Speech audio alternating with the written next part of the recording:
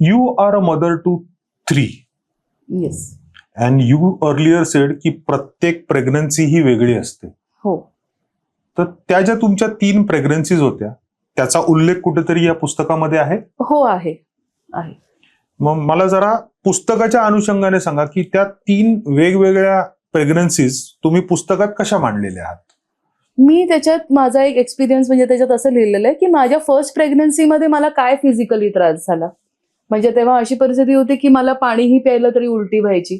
So पहिले 6 months मला खूप त्रास झाला. आफ्टर 6 मंथ्स मी वेट गेन केलं आणि then it was okay. During my second pregnancy मला काहीच त्रास झाला नाही. माझं बाळ पण शांत. म्हणजे मी असं होतं की मी खाल्लं की ती मुवमेंट करायची. तोपर्यंत मी शांत, म्हणजे भूक लागलेलंही कळायचं नाही. आणि मला ते अनुभवायला यायचं की आता जेव्हा मी खाल्लंय तेव्हा याच्या मुवमेंट्स चालू होतात बाळाच्या.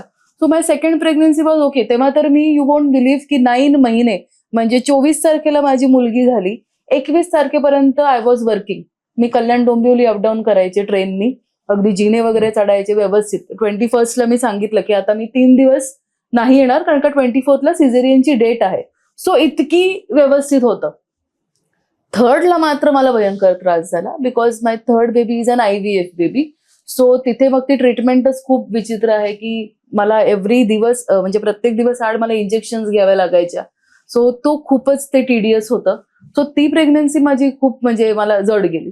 पण ऑफकोर्स मला काही त्रास असं म्हणता येणार नाही, पण तो जो इंजेक्शनचा त्रास होता तो भयंकर होता. त्याच्यामुळे थकवा यायचा कारण का सगळे हार्मोन लेवल्स वर खाली व्हायचे. सो ती माझी जर्नी खूप वेगळी होती.